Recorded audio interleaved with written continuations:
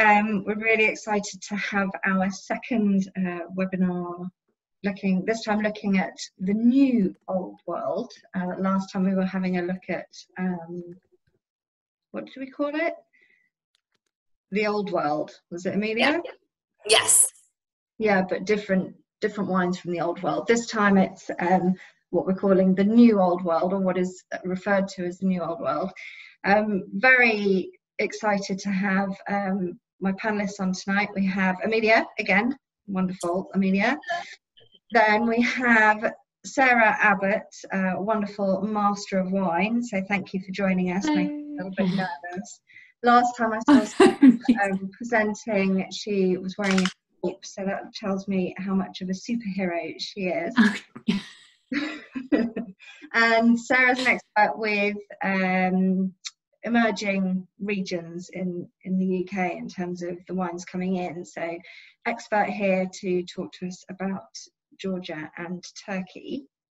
Then we also have Duncan, who's here from Babylonstoren, and he will be telling us about the winery. He's the UK representative, so he's not over in South Africa now. I hear that South Africa's got a lot tougher lockdown restrictions than we have, so heart goes out to all the people dealing with that there.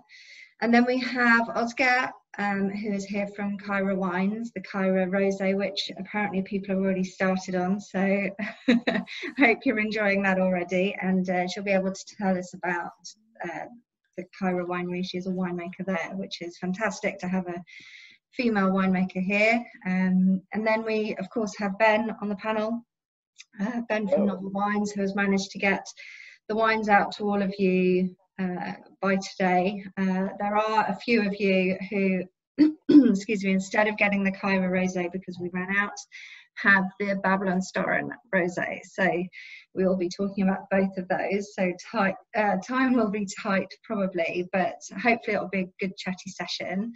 For all the panelists here, we've just started having a bit of a chat in the chat box. If you hover over your screen, I'm not sure what it's like on phones or iPads, but from what I can see, you kind of hover over and you can see a chat box. Put in there anything that you want to comment about the wines, and then there's a Q&A box, which is separate. So if you have any specific questions that you want to ask the panelists according to their expertise, then please pop that in the Q&A. I'll be checking that throughout the session. We can't hear or see the attendees, it's only the panelists that come on screen. So last time I had a comment saying that someone was worried that we could hear them talking, so they were whispering, but no need to whisper, you can talk to each other, that's fine. Then we've what else do I need to let you know? Oh yeah, so I've currently got on gallery view, which I think that means that the attendees see it on gallery view as well.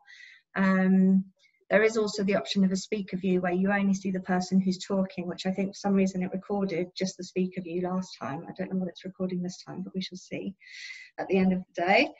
And then, yeah, there's, you know, we want this to be interactive. So if you do have comments, please do, you know, write in the chat box or write in the Q&A, and we'll try and get you involved as well, because it's for you. We want to hear what you know, what you want to talk about. So the wines that we're going to be going through today are the Kayra Rosé, the Babylonstoren Rosé, the Babylonstoren Viognier, and then the Saperavi.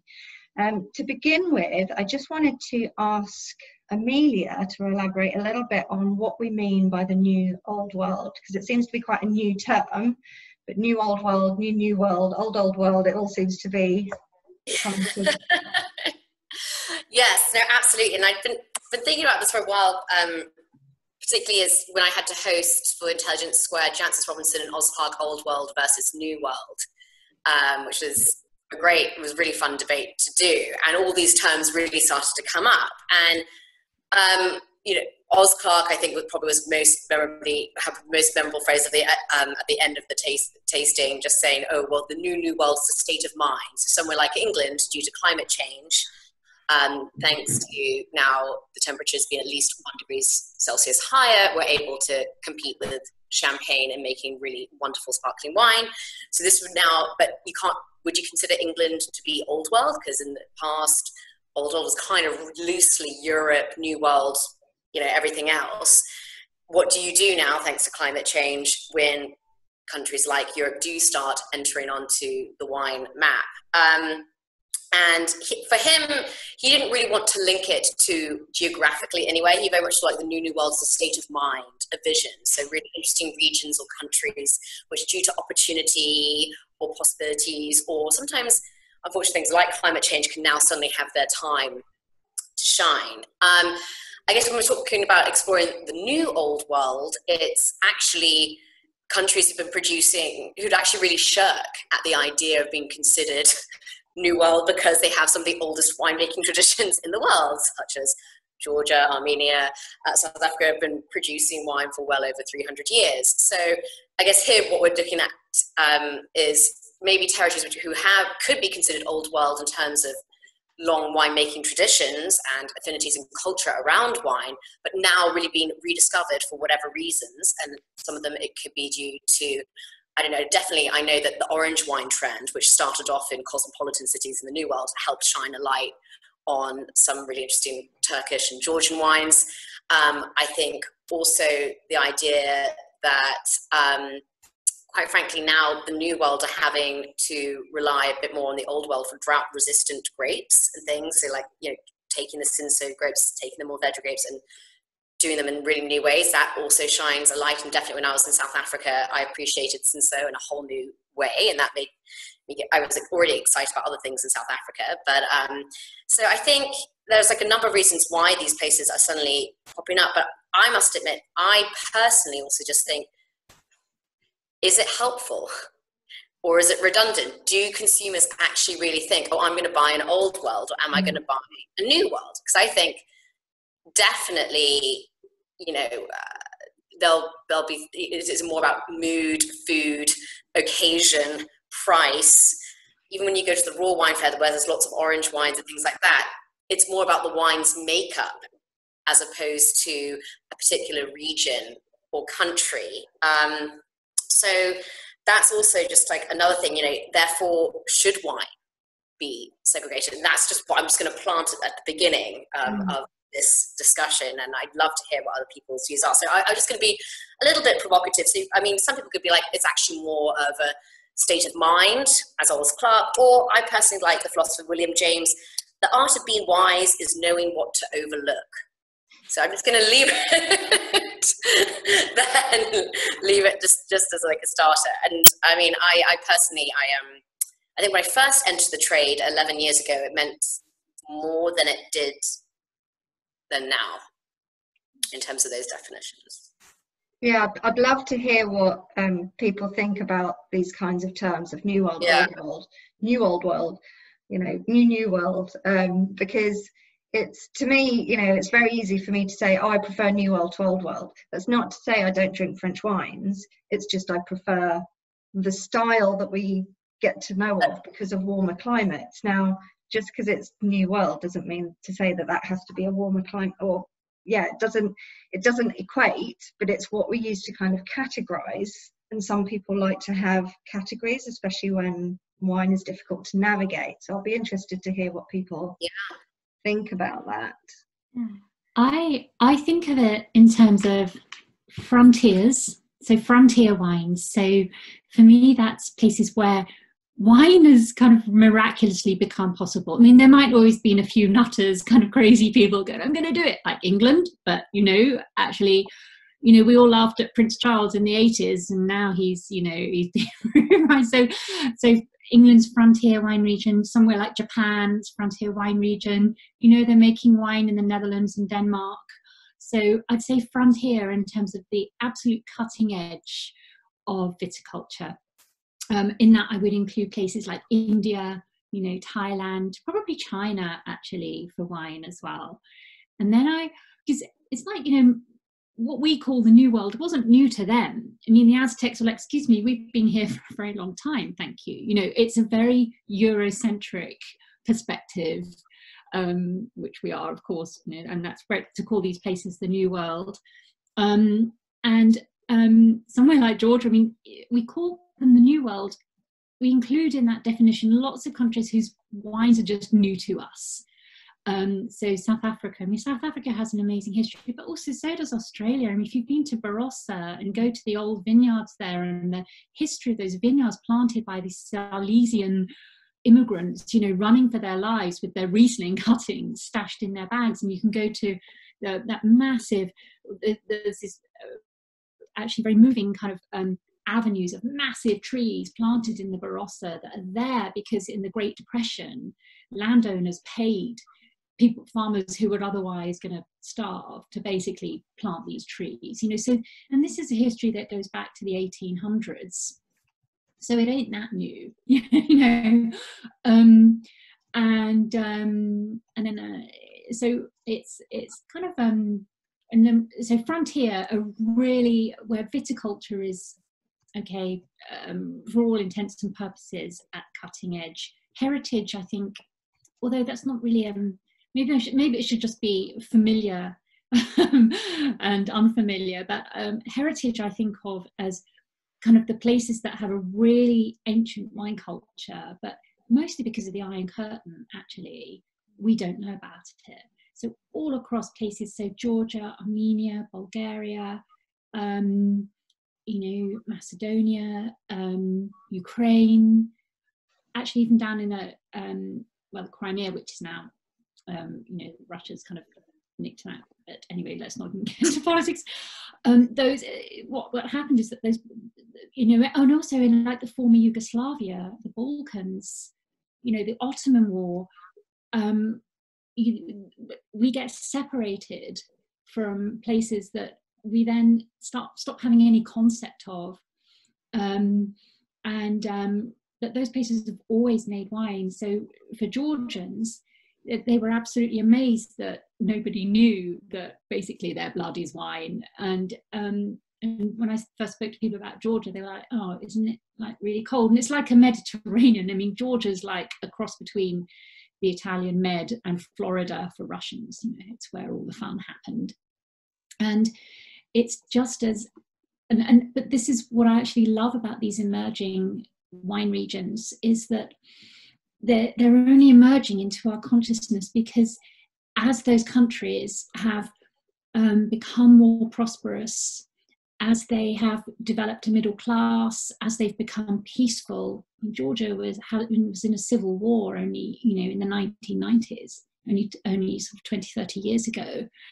And that's, I mean, when I go around and I visit wineries, the things I remember isn't necessarily the exact detail of every wine. It's, you know, the people that I meet and the snacks that they serve and, you know, the distinctiveness and that mix of cultures. So what happens with those wines is that they become like a barometer, like a canary, but a happy canary for things improving.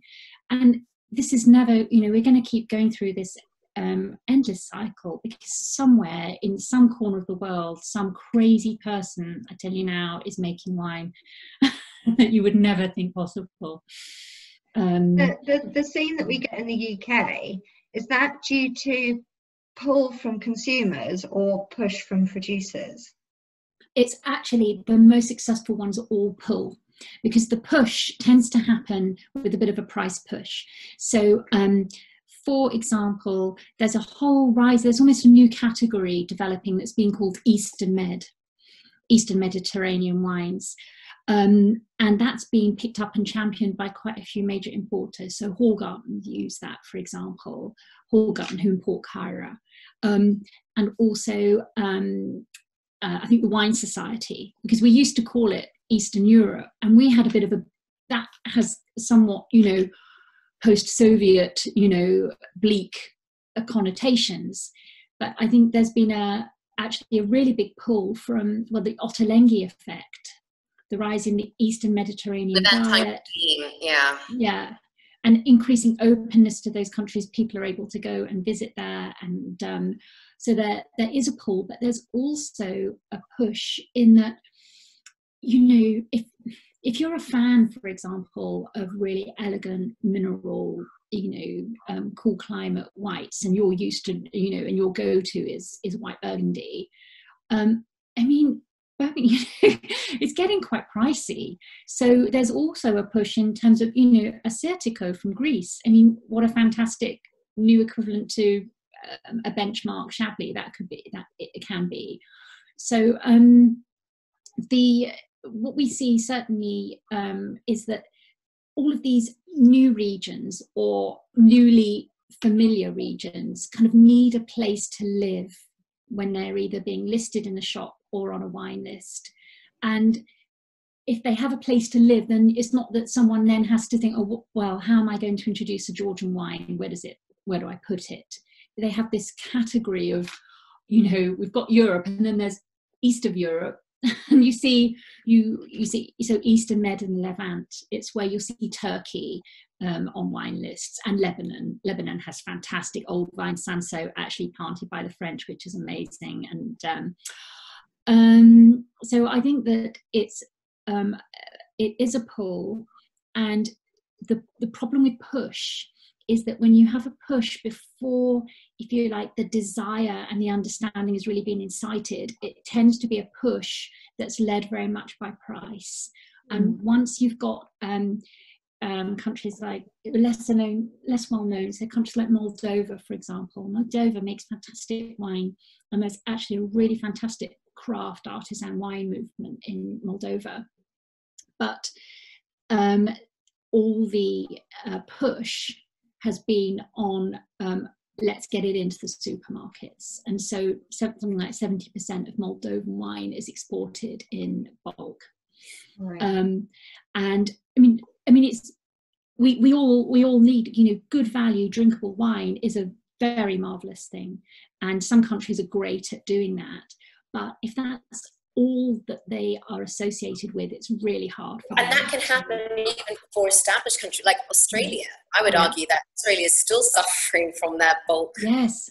You know, and actually, you know, Wine Australia, their stated brief is that they only promote and work with wines that retail over £10. So they're just like, do you know what? We know there's that whole 3 for £10 thing going on. We know that we can do cheeky, chappy, jolly wines. That's fine. We don't need to actually help them. You know, that's some bread and butter. That's fine. But what creates our identity is what creates any identity. It's the very best and the most distinctive and characteristic of what you can make. So Georgia actually is in year on year over the last 3 months. So January to March 2020 versus January to March 2019 is up by nearly 70% in the UK from a small start. But they, and again, same massive growth in the US, just because they started to diversify and look at these new markets. And you need a bit of both. Certainly with Georgia, we're really helped by the fact that there is a national wine agency, which is part of the Ministry of Agriculture. And every single winemaker in Georgia gets scooped up and can be included in that activity. And if you compare that to Turkey, I mean, Turkey makes fantastic wines, absolutely brilliant wines. It's actually one of the largest vineyard areas in the world, although a lot of the production is mostly table grapes, but their viticultural expertise, their winemaking technical control is fantastic. Turkey should be absolutely storming it. And the reason it isn't because of a lack of pull. It's because there's zero government support. And so you don't get the momentum of a good governmental agency. It relies upon either individual brands, which are important, but if you just have an individual brand dominating the market, even like, you know, Moussa in Lebanon, you know, that hasn't actually been fantastic for everyone else in Lebanon, although that's starting to change. And I mean, in Turkey, you really need sort of hero brands. I mean, I think Kayra is one. You know, they've really worked to move out of that ethnic restaurant market, which is fine, but it's a trap because you don't get the visibility and you don't get the recognition. But I think you know, it's really tough for producers to do it on their own, or you get a group of producers who might work together and then some of them get an agent and some of them don't, and the momentum stops. You see it with Croatia. Croatia should be flying, but it isn't because they don't have that support. But and Moldova actually is starting to change. Yeah. Sorry, I've talked a lot. Yeah, I know. I could listen to you all night. Sorry, I've gone over the time schedule already. You But, need to introduce the Kayra recipe. But it's just so interesting to hear that kind of depth of knowledge on these regions. You know, it's amazing, and it's, you know, it was what I learned when I went to the Kayra tasting as well. Is that, you know, just the restrictions on how they're allowed to promote their wines and things like that, you know, it's amazing. So for those of you who haven't already opened your, can I get it in front of the camera? This is the first wine that we're tasting today. So it's the Kayra Rosé, and I'll pass over to Ozge to tell us about Kayra, and then after that we'll get Ben to give us the tasting notes. Hi, everybody. Daniel wrote me email that he's in attendees list and he's our wine consultant, and I'm more exciting now because he's listening me. And so first, at the beginning, I would like to give some information about our brand vision. Sorry.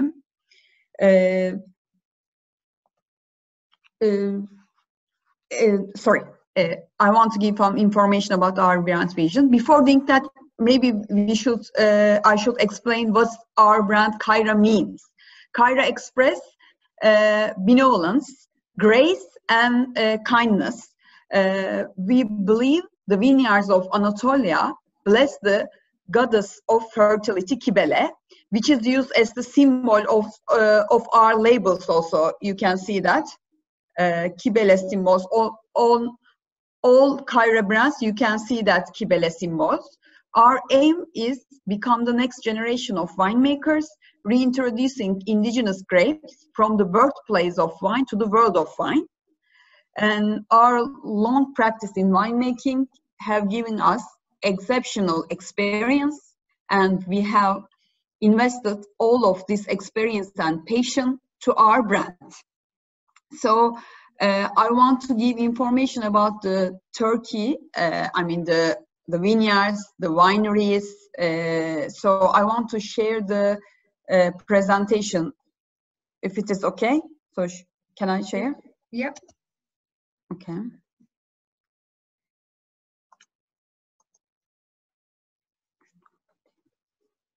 Sorry.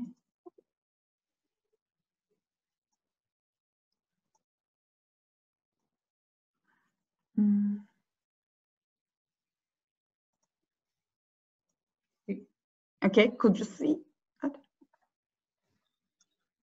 Yep. Yep. Okay, this is Turkey map. Kayra is, in Turkey, we have almost 140 wineries. It's lots of winery in Turkey. And Kayra is one of the biggest one. This is Turkey map. We have two wineries in Turkey. One of them is in northwest of Turkey, the other one in eastern Anatolia. The wine that Kayra White Kalecik Karası comes from the Şarköy Northwest winery. In that winery, we have almost 6 million liter wine stock capacity, and it's in Thrace, it's northwest of Turkey, and we have also indigenous varieties and also international varieties. We have our own vineyards also, both in eastern Anatolia and northwest of Turkey. This is the winery, the vineyard, sorry. So pictures of the vineyards. This is the in northwest of Turkey in Şarköy, Dedeçeşme location. And this is in Alpagut, Elazığ, the eastern of Anatolia. And I want to, this is our winemaking team. This is Daniel, Mr. Üner is production manager. This is me in Şarköy. I'm responsible for the Northwest winery, and Emre, my colleague, he is the winemaker, head winemaker in Elazığ winery. For Kayra, this is our export portfolio. We have lots of different wines, from fruity young wines to artisanal, ageable, unique tastes. And we have both indigenous and international grapes. So we have different brands, Imperial, Versus, Vintage, Buz Bar Reserve, and Kayra labels for export. So this is the Kayra is that we are going to taste also, Kayra white Kalecik Karası. You can see all different Kibele symbols in that Kayra brand. This is a really big family. I mean, it includes indigenous and international varieties also. So this wine comes from Denizli region. Here you can see the pictures of Denizli region. We have like 30, 40 years old vineyards there, and mostly calcareous clay soil, and with high altitude, almost 700, 800 meter altitude, with continental climate. And Denizli is inner land, not close to sea, and because of the continental climate and high altitudes, we have intense acidity. And Denizli is also the biggest growing land in Turkey. Almost 22 different grape varieties is growing there, and really good wine grapes are growing, both indigenous and international varieties.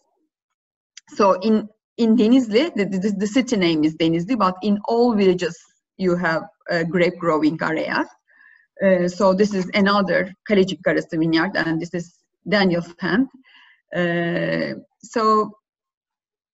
All vineyard is mostly Guyot, modified Guyot pruning, that I told you is 30 years old.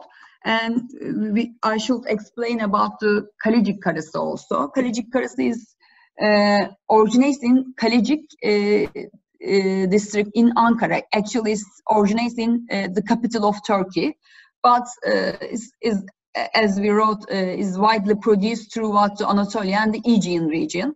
And in Denizli is growing really well. And it's a thick skin, blue-black, round grape, and mostly fruity and easy drinking wine, medium-bodied, low tannins.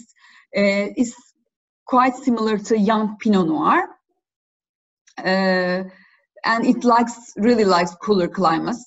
That I told you, in Denizli we have continental climate and really high altitude. So I think you tasted, yes? So I should explain the winemaking process. We are picking that grape the first week of September. So we are doing 3 different wine from Kalecik Karası grape. This is Beyaz Kalecik Karası, means the process is completely similar to white wine making process. Because of that, we are using Beyaz means white in Turkey. So when we receive the grapes, we cool it with heat exchanger, and under inert gas, this means CO2 or under nitrogen, there is no oxygen contact.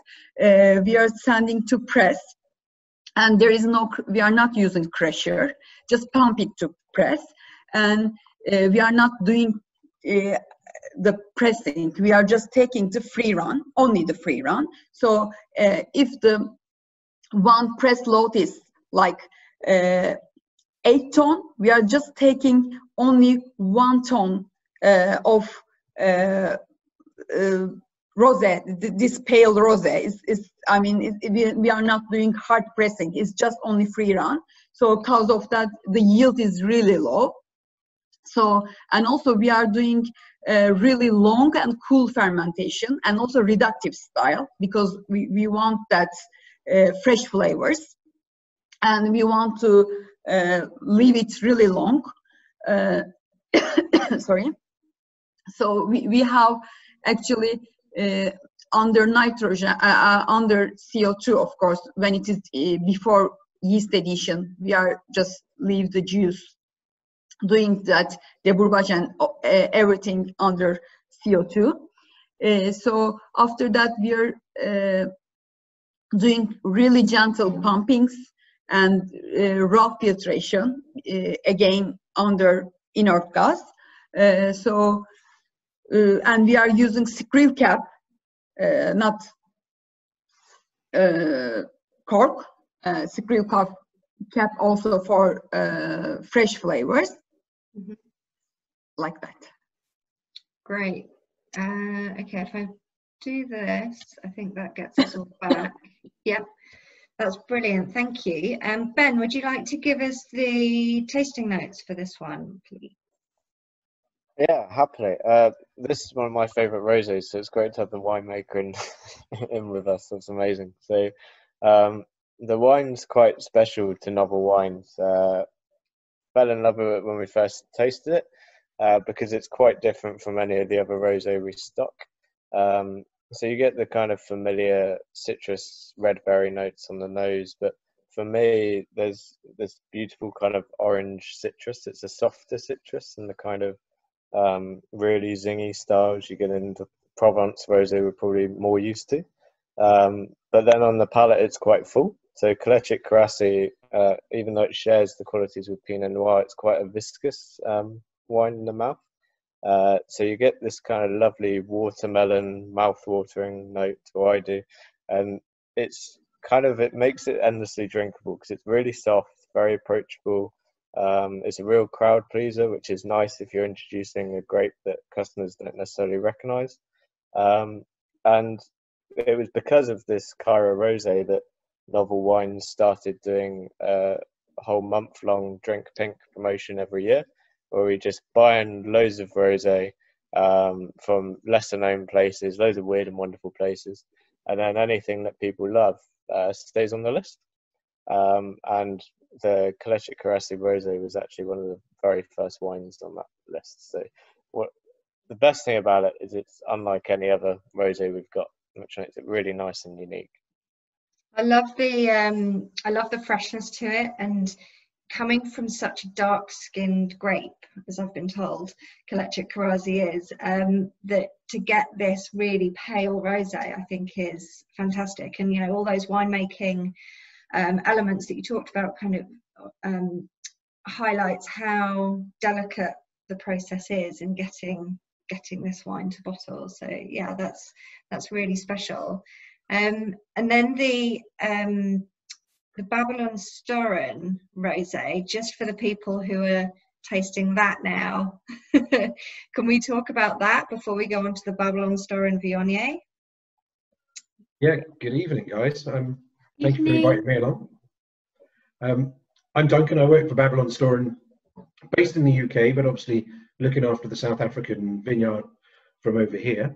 So we import our wines directly, we wholesale our wines directly, and then we retail our wines directly through ourselves and folks like Ben himself. The reason we do that is so that we can look after our wines. South Africa is in a great situation where we're part of that new world, old world scheme, where we can actually do things within the winery which you wouldn't be able to do within Europe. So we can maintain freshness, we can keep a lovely crisp character to our wines. So we try and keep that going with everything that we produce in Babylonstoren. The rosé that I brought you along today, or Ben has sent out to you today, is one of our more fun wines. We have a portfolio which is designed to be able to represent every dish in the restaurant. So if you came to our restaurants, you'd be able to find a nice crisp white, also rich, powerful red. The rosé, on the other hand, sits slightly outside of that within the portfolio and is described by the winemaker as a fun pink drink. So we take Mourvedre rosé, we go out and cold harvest it because it can get to be incredibly hot at this time of year in Babylonstoren. We bring the wines the grapes into the winery, press the grapes with a large bag press, but then we leave the skins in contact for 2 hours to generate this lovely salmon pink colour. After that, we rack off the heavy lees, ferment the wine for about 3 weeks, and then leave to ferment again on light lees for about 3 months. So we've got this lovely, rich secondary development which comes through in the rosé. The fact that we're South African means that we can kind of get away with doing things which you wouldn't necessarily do in Provence, or you wouldn't do in other places around the world where they have more stayed traditions. So being part of the new world is quite nice. We get to make an old-fashioned wine, but with the very best of modern technology, which is quite good. And Amelia, I wish I was trying it. On more wine for me. But Amelia, you've had this one before.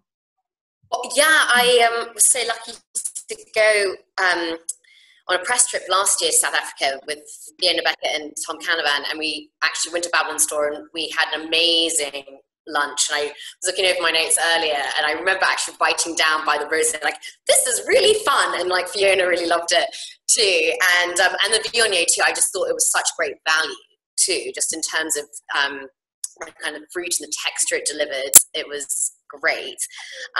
But if no one's like been to Babylonstoren, I mean, I think it was voted like in the top 20 destinations of the world to go. It's an amazing farm with incredible gardens, restaurants, a really lovely boutique hotel, and I think they grow over 800 fruit and vegetables or something. I mean, when I went there, I was like, this is like a South African Daylesford. It was like something like kind of, everything they produce and stuff, like they do it themselves, and it was just absolutely gorgeous. And it was very hot when we went, so the Viognier and the rosé was definitely what Fiona and I like kind of really stuck to over lunch. But I was like saying to these guys before, I kind of felt a bit sorry for the next winery on the agenda, because we then like went for a lovely walk for about an hour in the gardens and saw the wildlife there too. It's an incredible place. And again, like the history, I mean, the first owner of it was 1692, so can you really call it the New World when and the whole reason why the current owner wanted to make it a garden was to honor its history of providing fruit and veg for the sailors who would come into the ports and would reside in the garden for 3 weeks and go on their way. So I mean, it's got a fantastic history. So again, definition of New World, dodgy. Technical term. The owners of the farm, I think they're more focused on trying to find the most relaxing thing which people can do, and the most relaxing way of spending your day, as opposed to making necessarily the best wine in the world. We make lovely wines, but we try and make an entire experience. So when you come to the gardens, it's 8 acres of formal gardens, but they're entirely free to wander around. You can taste anything in the gardens. Everything's medicinal or edible. It's supposed to be a fun place to come and relax. And we try and keep our wines to be along the same lines.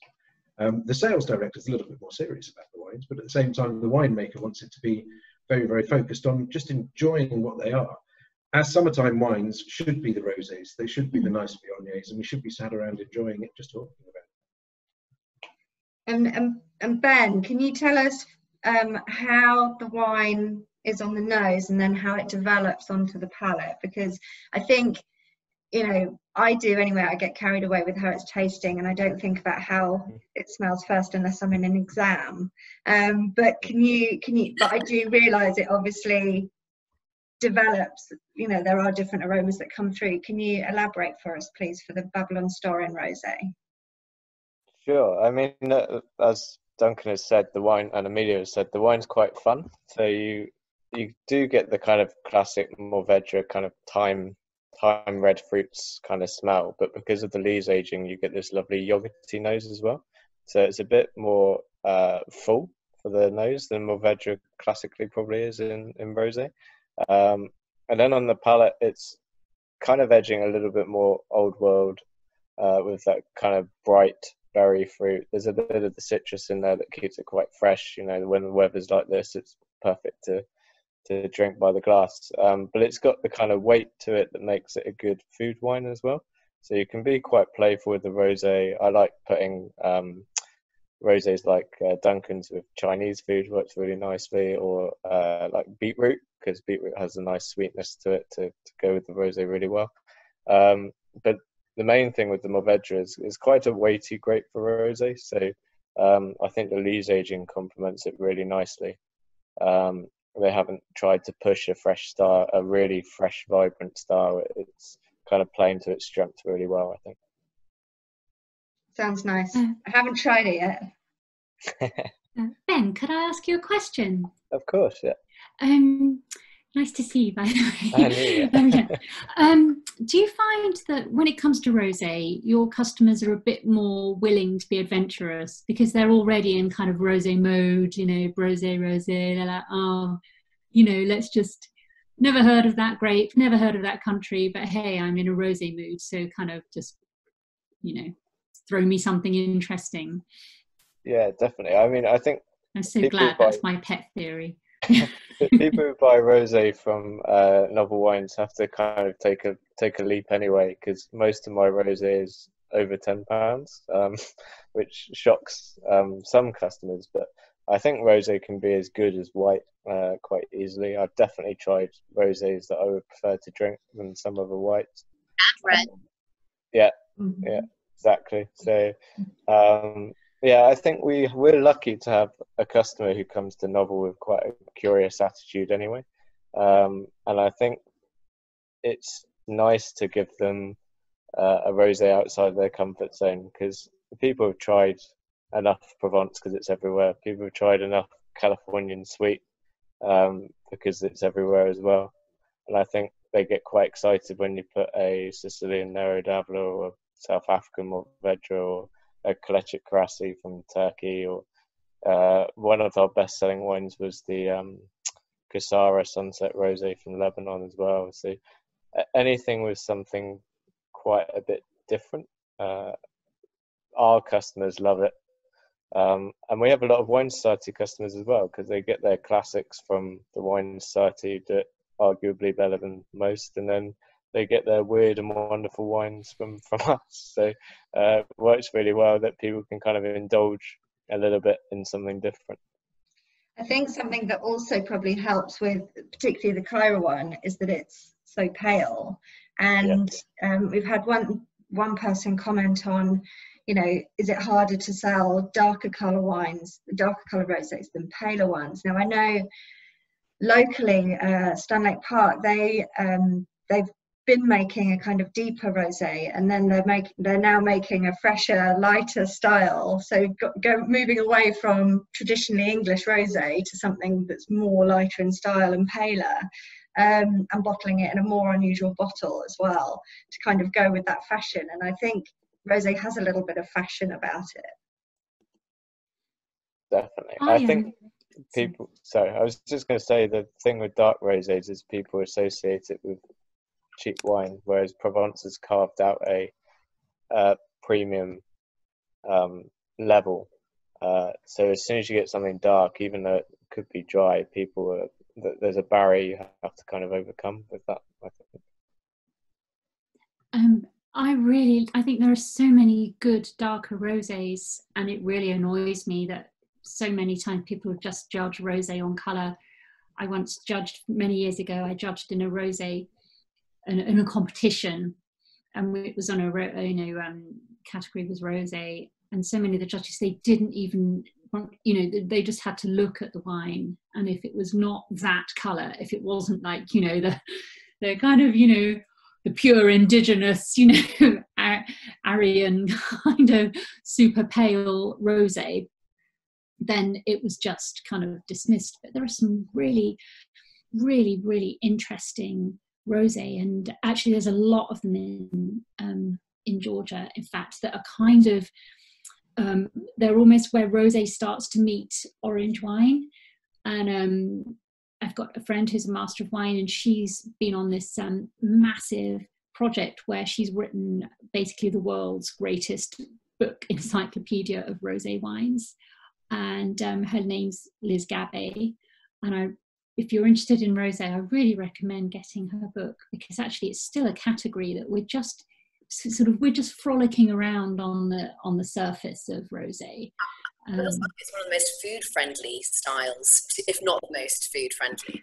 Like when I'm rosé tastings, I call like rosé renaissance, and I do about 15 rosés and pair them with little amuse-bouches, you know, starting very delicate seafood, and then, you know, making your way to like more spicy stuff. And that sounds amazing. Yeah, can I come? Yeah, you can use my bouche. But I think that one, I've always got such great feedback, because people came to it thinking rosé. They had like zero expectation. you know, they'd just be like, okay, and then they'd just be amazed, you know, and blown away. Whereas like if you do Rhone or Burgundy or something, like people already like have preconceptions or whatever. But with rosé, it's quite interesting.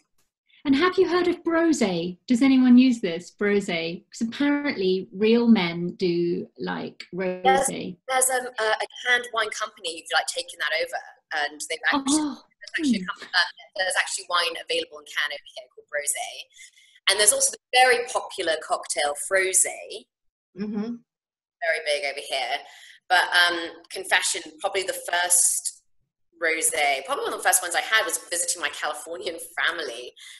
And I was like, oh, can I have a taste of this? And I pointed to it, and one of the neighbors was over, like, they were like Zinfandel blush or whatever.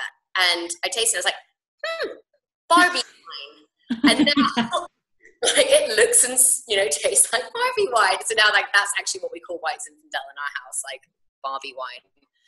You know, and it's the most selling wine on cruise ships by the glass. So well, I've just kind of realised we're going so over time. It's like we're having a rosé party instead of moving on. I just want to say to everyone that's watching, I hope you don't mind us running over time because we're only halfway through the wines. But I think it's been a fun conversation, so hopefully you'll stick around. Next one is the Viognier. So we've already heard about Babylonstoren a little bit more. Is there anything that you wanted to talk about, Duncan, about this particular wine? The Viognier is one of my favourite wines within the portfolio, to be honest. It was actually one of the reasons why I took the job in the first place. As I said, our portfolio starts out at quite basic, where you can have nice light crisp salads and things like that, and goes all the way up to big, rich, powerful reds in the end. But the Viognier is the first wine where we start to use oak to increase the intensity in the wine. So we actually take our Viognier, cold harvest it first thing in the morning, bring it into the nice cold cellar, press it in the same way that we do our other white wines, our Chenin and our Chardonnay. But then we actually separate 30% of the wine away. We take that 30%, put it into second and third fill French oak barrels, and they're only 300-litre barrels. So they impart oak very slowly and gently. After about 6 months in those barrels, we blend back together again. So we've got 70% constituent where we've got this lovely, fresh, bright, apricot-y character coming through, classic Viognier characters. And then we have this light oaked character coming through as well. The balance of the two together, I think, makes such a fantastic food wine that when you have opportunity to try this one, imagine things like good risottos, because it's got the creaminess and the richness that just really go well with those. But also think outside of the box slightly. So think about your crisp salads and the acidity in the wine going with a really good gorgonzola cheese, or the saltiness in the wine going with a really nice ham or something in your salad. So I think this is a fabulous lunchtime wine. My only final caveat for this one is it's 14.5%, so be careful at lunchtime. Yeah, I'm a big fan of Chardonnay. And I have friends who don't drink Chardonnay, but then you get them to drink Viognier or an oak Viognier, and they're loving it. And then you say it's a really similar flavour profile to a Chardonnay, you know, kind of that buttery oaky Chardonnay. But then, of course, there's that too much, which people have to be careful of. And we've had a comment from someone asking Amelia on her views of the buttery Chardonnays in California. Now, when that's being asked, I'm like, oh, I absolutely love them, but do you mean the like over oaked ones or over buttery ones? Funny, I think it's going, like, definitely I've noticed a change because I've been spending time in California ever since I was born. I've been going 2 or 3 months a year, and I was allowed to taste a little bit before 21, quite a bit with a European father. But definitely there is, it's almost like people, again, you know how ABC, anything but Chardonnay. I mean, you still have to have Chardonnay. You still have to have your big, I'm not going to mention any names here, but your big, buttery, creamy kind of Chards. But what I find is that now you're also getting producers who try and deliberately go against the mold and be like, no, we're Burgundian in style, or particularly from the Central Coast, or we're like cool climate, or we're, you know, so they're deliberately going against it. And definitely now, when you get a smelly or waitress or waiter or whatever, what they'll say to you is, okay, so you want Chardonnay? Because I always like, if they serve by, I always want to just try as much as I can, particularly if they serve lots of things by the glass. And I was like, right, you know, how would you describe the Chardonnay? How do you like this? And they'll be like, so, you know, do you like your Chardonnay sweet? And if you like your Chardonnay sweet, that tends to, even though it doesn't mean residual sugar, that tends to indicate the butter, toffee-kissed popcorn thing. Whereas, dry Chardonnay, tends to imply like the more kind of austere, restrained, crisp, kind of cool climate, wind whip sites. But definitely, like, and particularly like if you have a restaurant, if you have a members club, you have to have the big shot. And I must admit, when in Rome, I'm like, you know what, actually, and I think there's also something to, I think the brand which does it really well, which is a La Crema Chardonnay, because that I think really appeases Brits who want sunshine in a glass and want that kind of, fruitiness, like, but also it's not overly oaked and too in your face, like some of the really fat Chardonnays. Which sorry, what was that term? La Crema. It's called La Crema. It's a brand, like, it sells for about £20. And I tend to feel like the reason why they do so well is if a Brit person like wants to order Californian Chardonnay, very few, unless they're in the trade, be like, oh, you know what? I want one of those really austere Santa Rita Hill, Chablis-esque Chardonnays. I mean, I just don't think that enters when people order Californian Chardonnay. I think they'd actually be really like disappointed not to get some, some ripened fruits and stuff. Now, they might not want lots of malolactic and oak and all of that kind of stuff to it. But I think that brand is a big brand, but they've been very clever with how they've marketed it in terms of price, in terms of flavor profile. Because I must admit, like, sometimes you just do want that sunshine and whatever, and but you definitely hear particularly it's a generational thing too. I think older people still really love.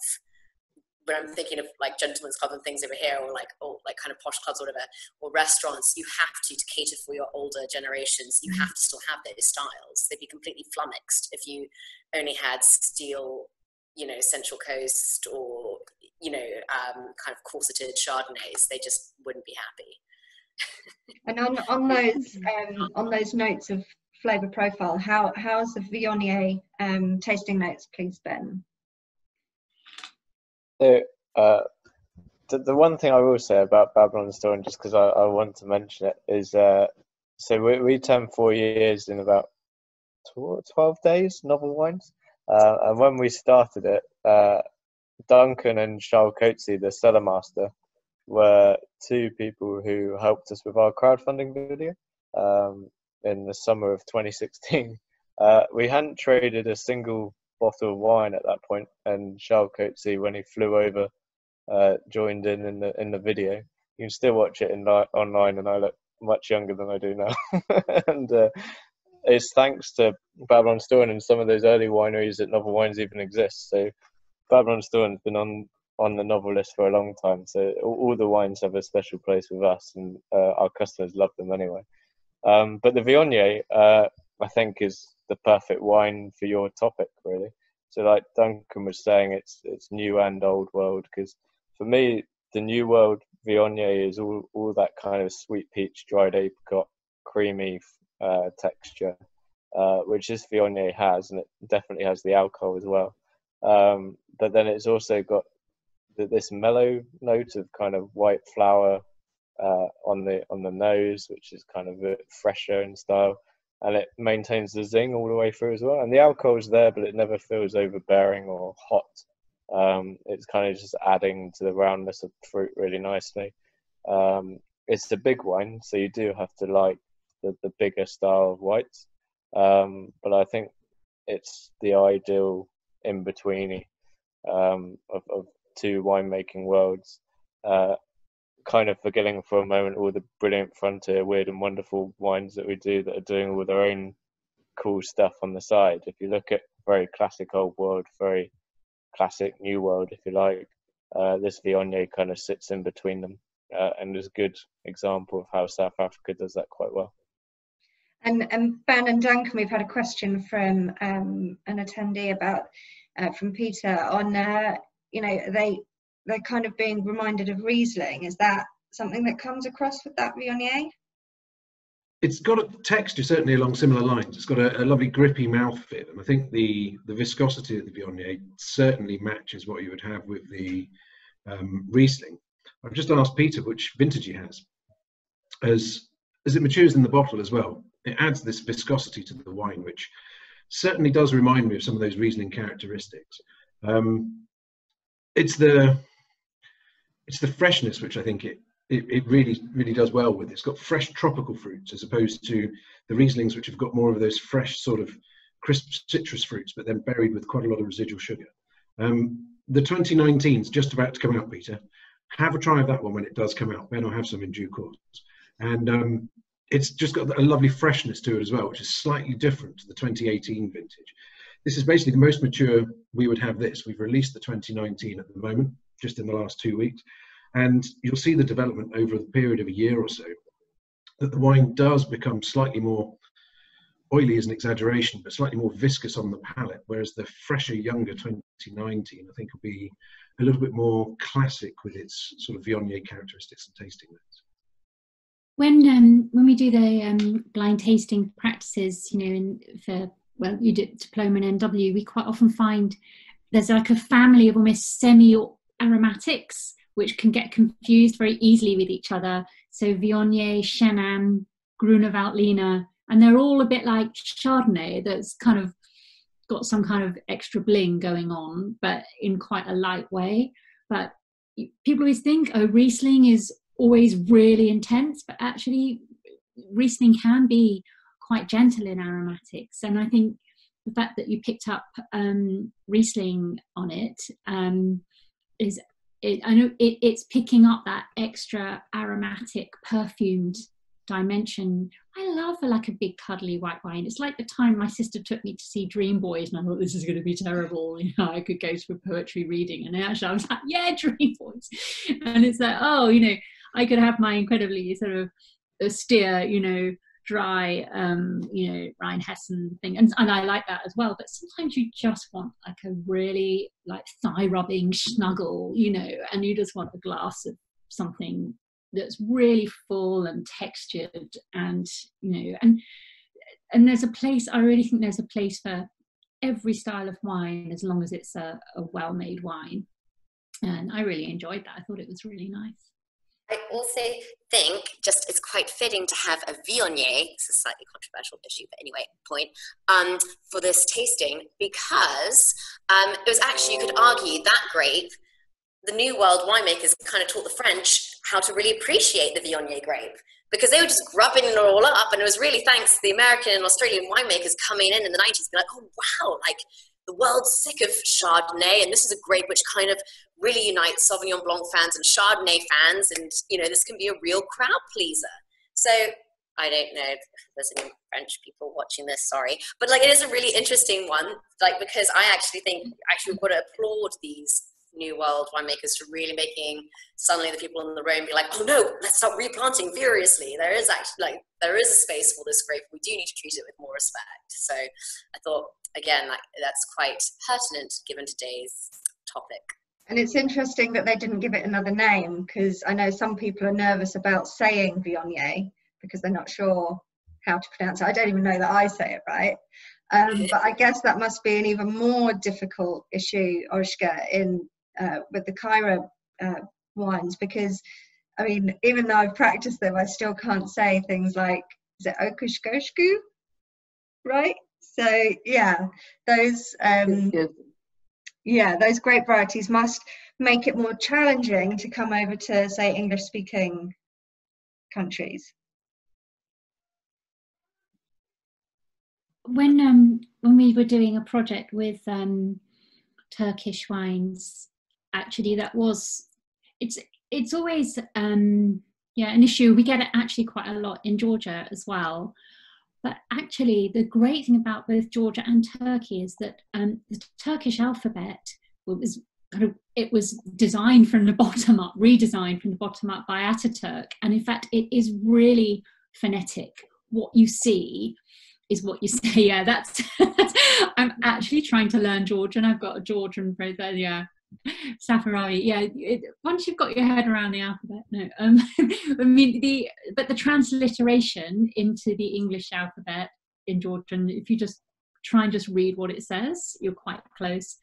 I mean, Turkey is always full of these very exotic looking, digraphs and so on. But actually, Kalechik Karasa, which used to call KK. And red Kalechik Karasa, by the way, is really delicious. It's like a kind of Beaujolais, Dolcetto, Pinot Noir kind of love child. But do you know, it's just, you have to just get through it, because actually the people who are your first converts when you're dealing with wines from a weird place, actually they don't, it's all part of that journey where they think, God, I've got no idea how to say this. They just take a photo on their Vivino or something and then they show it when they get to the shop. You know, it's all of that is becoming so much easier. I mean, loads of people still don't know how to say Cabernet Sauvignon, you know, and it doesn't matter. you know, I think there's one thing we should all do is just take that fear out of buying wine. When I had my first job in the wine trade, I worked for a Burgundy specialist, and I remember a colleague absolutely ripping me for saying Pouligny Montrachet. So, you know, we all start by not knowing how these things are pronounced, even yes. for the greatest wines in the world. Yeah. Do you want to move on to the Saperavi now? Saperavi, yeah, sure. Yeah. So Saperavi. Oh, I had a really good question from a question from Alex Davies, who asked about Saperavi being planted in the US. So the main thing about Saperavi is that it's Georgia's kind of hero red grape. And it's a really miraculous kind of thing, because what happened when the Soviets took over Georgia is that they took the kind of native Georgian wine culture, and which is inherently kind of chaotic and expressive and exuberant, with hundreds and hundreds of native varieties. I mean, more than, even now they're still finding more. And they took that and they just thought, you know what, this isn't very efficient. We just want you to plant one white wine, which is going to be Rakatsatelli, and one red wine, which is going to be Saperavi, because Saperavi is really hardy. Miraculously, it's also completely brilliant. It's drought tolerant. It's genetically slightly unstable, which gives it that interaction with place that like you get with Nebbiolo and Piemonte and Pinot Noir all over the world. So you've got lots of little subtypes of Saperavi, and it can give you really decent, deeply coloured, you know, hearty house red wine, or it can give you the most amazingly long-lived, absolutely fantastically complex wines, and it also does brilliant rosé. And so Saperavi survived in Georgia. I just wanted to give you a bit of context for where Georgia is. I'm so sorry, excuse my technical lack of prowess. So it's a really tiny country dominated by mountains, but wine is kind of grown everywhere. Huge neighbours all around it. So Turkey down here, Armenia, Azerbaijan, Russia up here, and massive empires have risen and fallen all around Georgia, and Georgia has still survived as an incredibly distinctive culture and country. And these are the Caucasus Mountains, and most of the action for wine actually is in this this valley here. You see, you're really surrounded by mountains. This is the Alizani River. That's where this wine comes from, and this area is like kind of almost like the Bordeaux of Georgia. It's where you get the richest red wines. You get the warm winds sweeping up from Iran, Persia down here. Also, that's where you used to get the invading hordes, the invading Persian hordes. And then but wine's made all over here in the west in Imereti, here in the centre part in Kartli. And Saperavi is grown in every single corner of Georgia, although 70% of Georgian production is currently here because it was moved, it was really focused here by the Soviets. This is Kutaisi over in the west, amazing, like almost subalpine vineyards over here. Lots of these villages get cut off in the winter. did you ever see that program on the world's 20 most dangerous roads? Anyone see that? That was up here somewhere. So you do have Saperavi grown everywhere. It's like the most amazing chameleon, the most amazingly resilient chameleon of grapes. But this was a pain to grow grapes in. These areas were almost dying out in terms of wine production, but they were kept going by basically, during the era of collectivized vineyard ownership, it was just families making their own growing their own small patch of grapes, making wine for themselves and their neighbors. This is sort of the main part of the industry of Georgian winemaking. It still is now. What's happening now is a massive resurgence in winemaking all over this part of everywhere in Georgia. So that's sort of just a little thing of Georgia, and every climate's represented here. Here you've got subhumid, tropical with continental influences. Over here you've got almost like a steppe climate. Down towards Guria, they grow tea. Some of it's transitional Mediterranean, and it's an extraordinary place, and I really recommend, when we are able to travel again, the Georgians would absolutely love to see you, and it's very safe. It's really cheap and gorgeous once you get there, and they're very hospitable, and the tourism is really still unspoiled, but but developed enough to be, you know, not scary. That's that. How do I stop sharing? There we go, stop sharing. So this is so this particular wine is from a producer called Tbilvino, and Tbilvino, they emerged from what was one of the former state wineries. So during the Russian, the Soviet times, when Georgia was, the Georgians would say, occupied by, they didn't particularly want to be part of the Soviet Union. Stalin, who was an ethnic Georgian, was particularly mean to Georgians. He knew what they were like. All the other fighting units of the Soviet Union were basically mixed up in terms of origin and nationalities, but he always sent the Georgians in to fight as a single unit, because he knew they would either die for each other or be killed together. Saperavi, I forgot what I was saying. Yes, so Tbilvino was, it emerged in the early 1990s, and it was it used to be a collectivized state winery. So under the Soviets, all wineries, all vineyards were forcibly collectivized, and wineries were all state owned, and they were given names, but there were just numbers. So it was winery processing center number 1, number 2, number 3, number 4. Tbilvino arose from that, and then was one of the earliest to get outside investment. They had consultants from Australia, and incidentally, the question about how Saperavi got to the US is via that network of New World winemakers in Australia.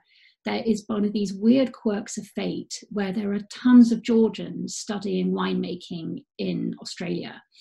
And because Saperavi is really drought resistant, the Australians have been really interested in it for some time. And there are some absolutely brilliant Saperavis being grown and made in Australia. And I think Australians can do for Saperavi what they've started to do for, Nebbiolo, Sangiovese, and so on. But Saperavi is increasingly being recognised as a grape variety of real worth and interest.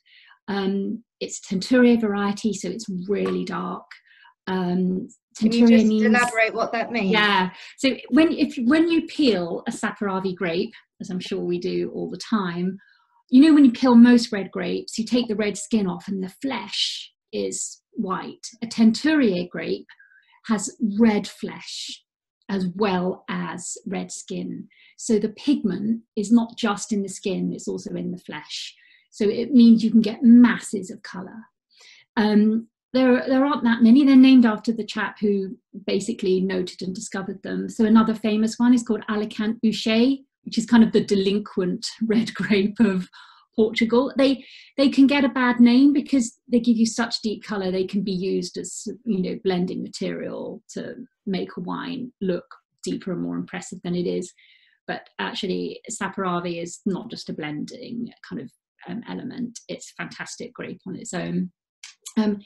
So Tbilvino, really fantastic, modern winery, really came through the really incredibly difficult times of the 1990s when Georgia fell into civil war. There wasn't enough electricity, you know, it was really desperate times, and they've come through it. I mean, people were like picking up vineyards and wineries for almost nothing because they honestly didn't know whether it was going to still be there in 2 years' time. You know, it was a really hairy time, and they've had loads of investment in winery and vineyards, and they are, I would say, they combine a really good mix between very much linked to Georgian tradition. So they make a range of wines made in the very traditional Georgian clay pots, Qvevri. This is actually made in what they call it European style, so conventional like winemaking. So stainless steel fermentation. It's imported by Berkman, and it's got that really, really bright, almost sour cherry character. The one thing that I always note from, I'll let you carry on in a sec. The one thing I always note from Saperavi is that you kind of get the red fruit, that sour cherry note to it, but then you get the higher tannin content, which the visual doesn't match the taste from what I'm expecting. So you expect it to be more tannic than it is, or less tannic than it is? I expect the fruit flavours to be dark fruits rather than red fruits. It's really bright and crunchy, cherry, and kind of almost like really dark, tiny strawberries. This is unoaked. I mean, sometimes it reminds me of something a bit like a Barbera, you know, so it's got this really kind of lovely, supple style. I mean, Saperavi does this really well. It also does, you know, extended maceration in Qvevri really well. You've got more and more really well-made oak-aged Saperavi. When I was first out in Georgia about 8 years ago, I had a lot of, you know, they would just spank the hell out of it, basically. You know, it would be like, we're making our reserve wine, so it would be very late picked. You can pick Saperavi late, and actually there is a naturally sweet style of Saperavi that's made. It's picked at about 16 or 17% alcohol, fermented, and the natural residual sugar is actually another guilty pleasure. It's a really nice, it's fantastically just slightly off dry wine. It's amazing with spicy beef curry. But I had a lot of really heavily extracted, very oaked Saperavi. What's happening now is that, you know, it takes a lot of confidence to do less with a wine. And in fact, I'm tasting more and more really good oak-aged, really age-worthy Saperavi. Every now and again, you get to taste an old bottle. There aren't that many around in Georgia. They just didn't have this culture in Soviet times of reserve wines, keeping or a wine library. But actually, Saperavi can age brilliantly well. So and this is actually quite a kind of, this is sort of Saperavi at its most kind of genial and, you know, democratic and kind of easygoing. But I think you can taste just, it's really nice and pure and fresh. It just wants you to like it, but it's not facile, you know, it's not shallow. Sometimes Saperavi reminds me about the Malbec of Georgia, you know, it's got that kind of really juicy appeal. So, and it's actually wines like this that are really important to show for a country like Georgia, because we've had in our market really fantastically eccentric, quirky amber wines. You know, we've had really premium sort of £20 plus Qvevri wines, red Qvevri wines from Saperavi. How much do you sell this for, Ben?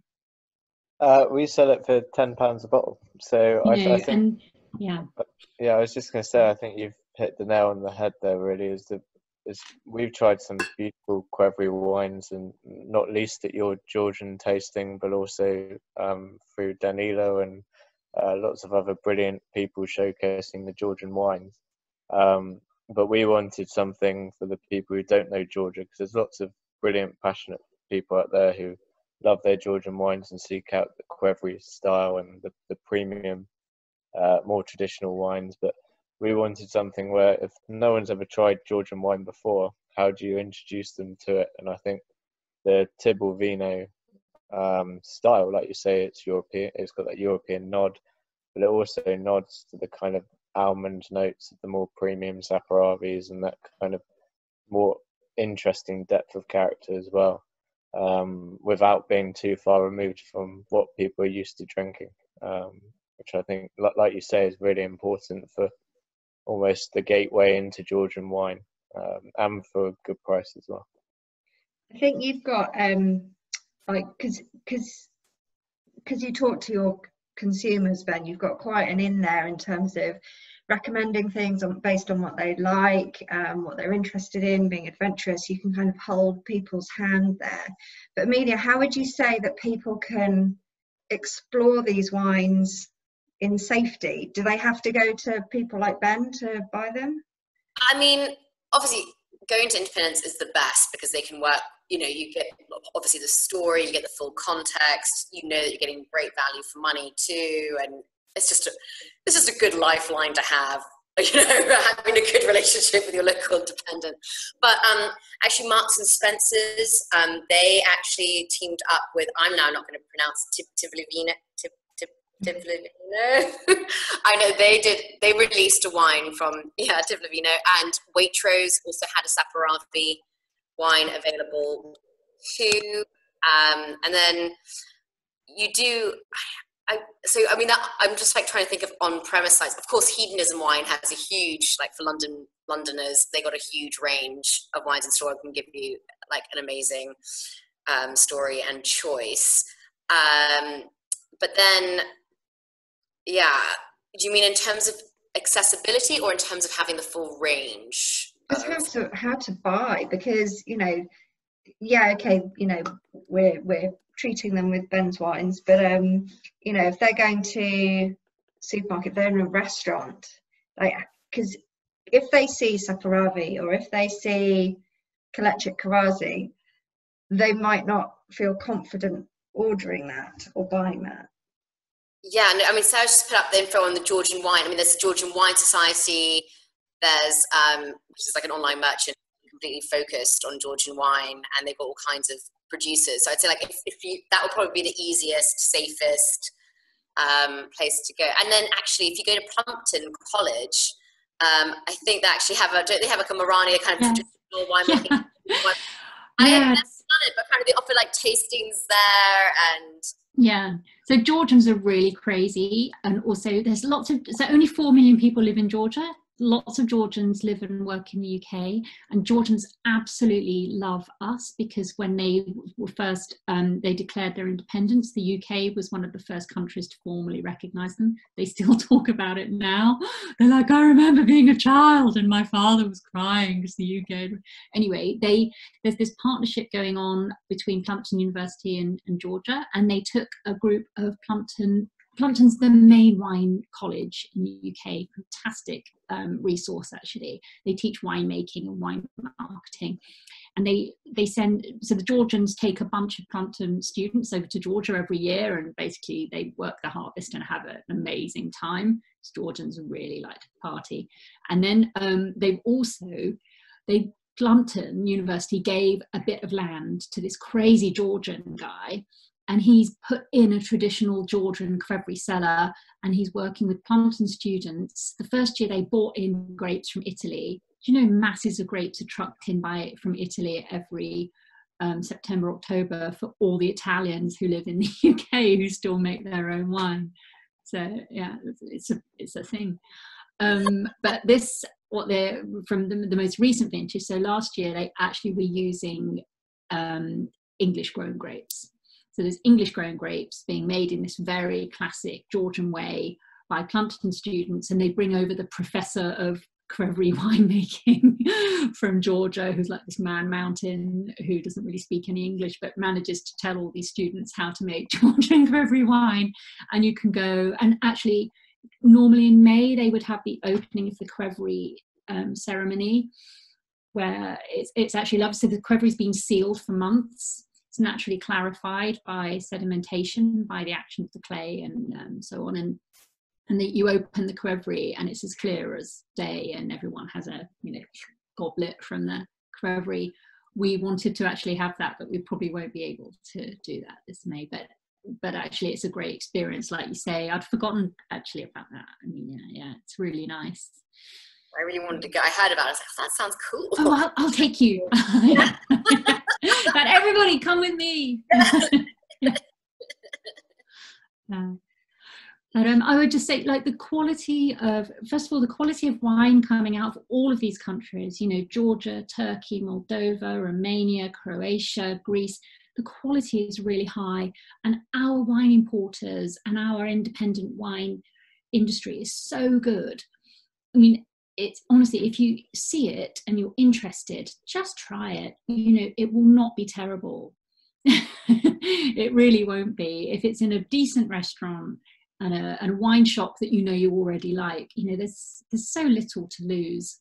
In fact, there's nothing to lose, really. I had at one of my pop-ups, I showed a Uruguayan Tanat. And yes. Then, oh, I love those. Yeah, and then after that, one of the customers at the pop-up emailed me later, like, a couple of months later, saying, oh, I was in a restaurant and I saw a wine from Uruguay, so I ordered it because I'd had yours. And it's that kind of try something and then be brave to try something else. Yeah. Fantastic. It's lovely to hear all these wine regions be mentioned and just go, yeah. A novel has something from everywhere. So we've got lots to share with everyone. Right, I'm just going to have a quick look, see if there were any more questions. There was one on sulfites. Does someone want to answer why it says sulfites on the bottle? Anyone?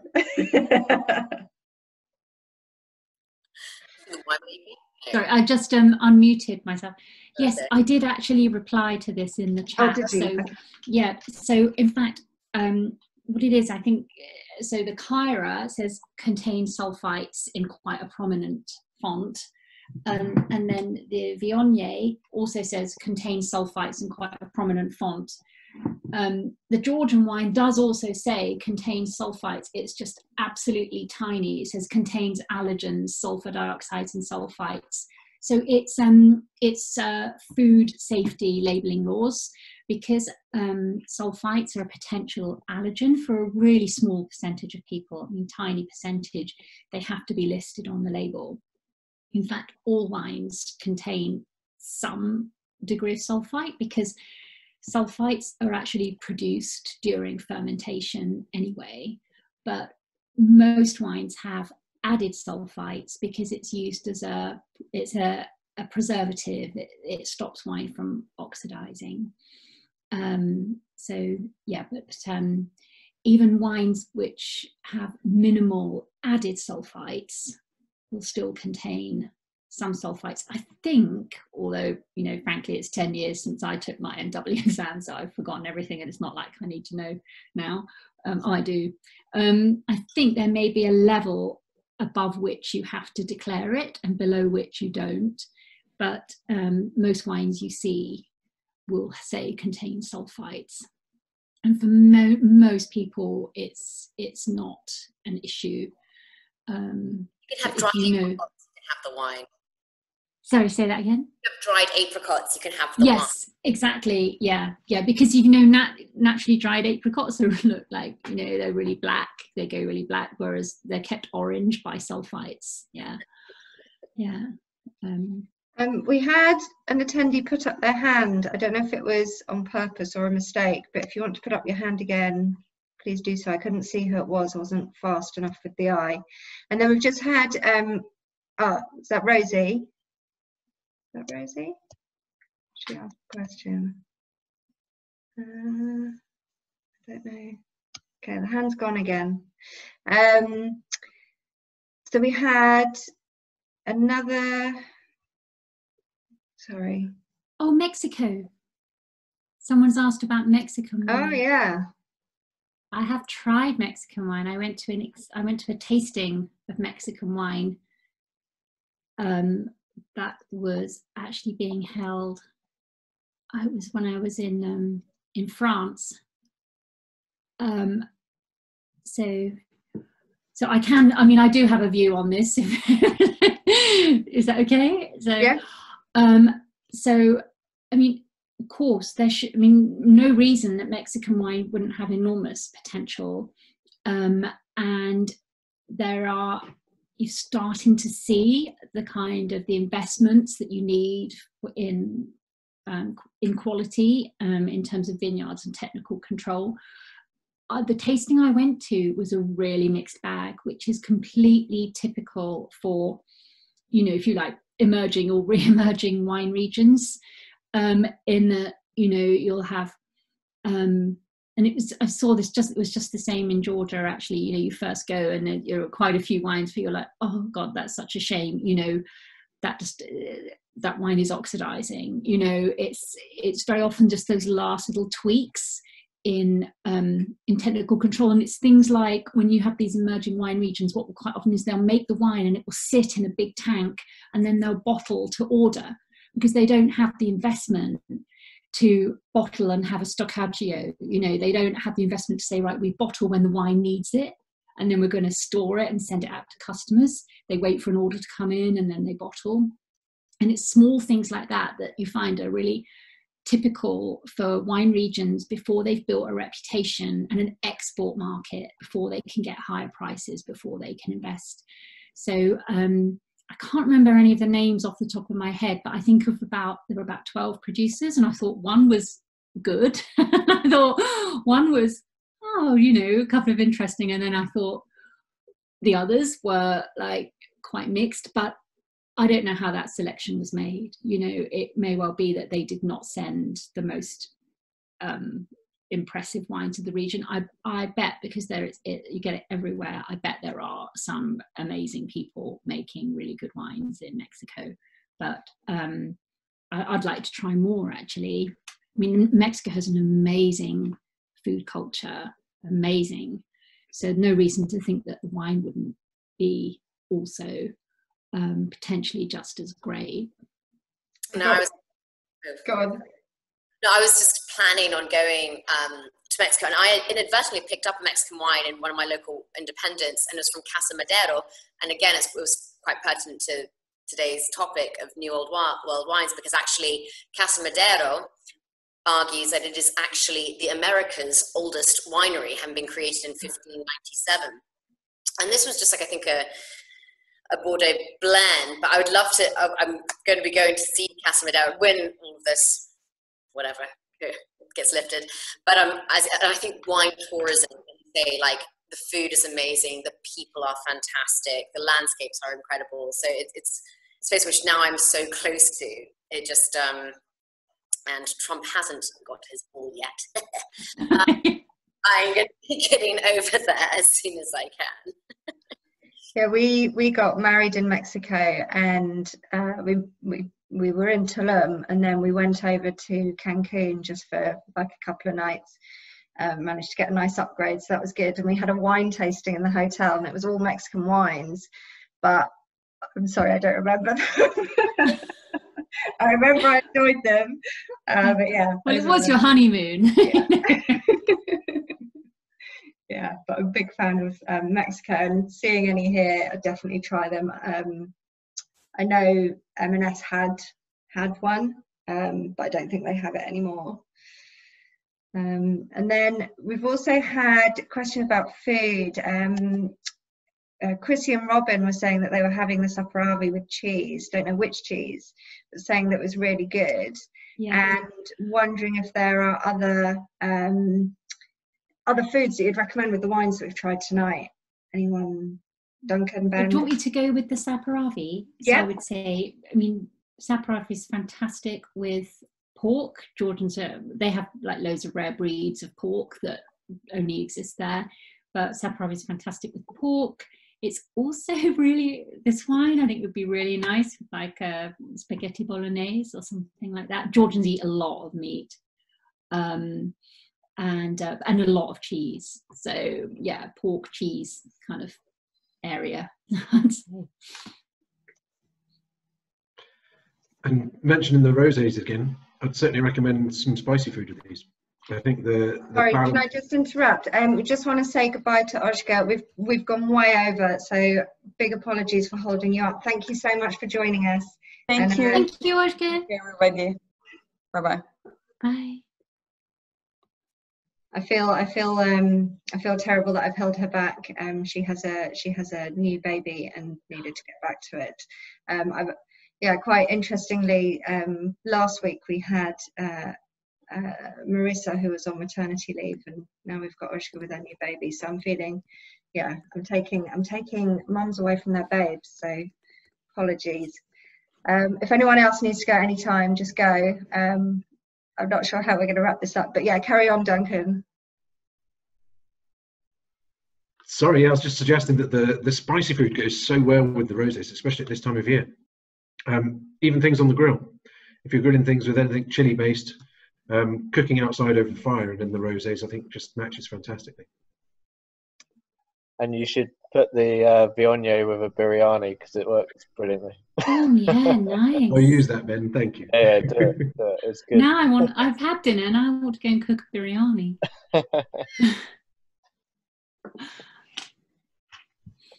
The great thing about lockdown is that I actually have all the ingredients that I would need for a biryani, like, to hand.